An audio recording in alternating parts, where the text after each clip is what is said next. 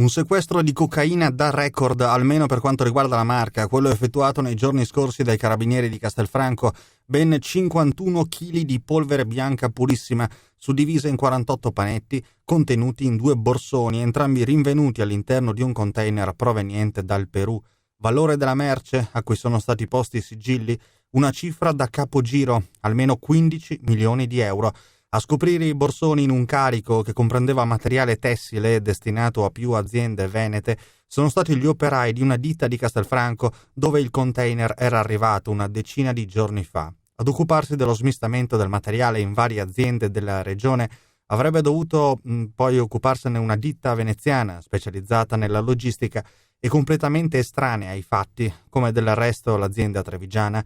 Ricostruito dai carabinieri il viaggio effettuato dal container. Era partito da una nave cargo il 28 febbraio da Callao, Venezuela, per poi transitare attraverso il canale di Panama e quindi verso l'Europa. Il 10 aprile la nave arriva a Genova, 2 giorni dopo il container viene sdoganato, raggiunge Padova attraverso la rete ferroviaria e quindi Castelfranco con un bilico. Gli operai dell'azienda in cui era arrivato il carico hanno scoperto i 2 borsoni entrambi chiusi da lucchetti ed hanno immediatamente avvertito i carabinieri. Sul maxi sequestro la procura di Treviso ha aperto un fascicolo per traffico internazionale di droga.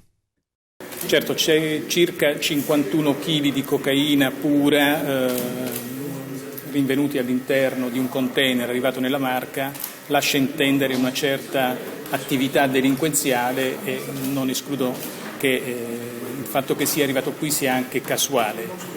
Le attività erano in atto, continueranno naturalmente nel capire tanto sulla provenienza quanto sulla destinazione del quantitativo di cocaina, ma parlare adesso di crocevia mi sembra un po' prematuro.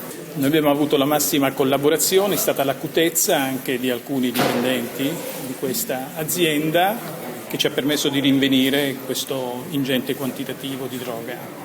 Era custodita la droga in 2 borsoni, 48 pani, come si suol dire, di 1 chilo circa di peso, regolarmente custoditi nel container e da noi recuperati su segnalazioni appunto dell'azienda stessa. Il quantitativo è importante, si parla di narcotraffico, adesso dovremo stabilire la destinazione di questa sostanza stupefacente.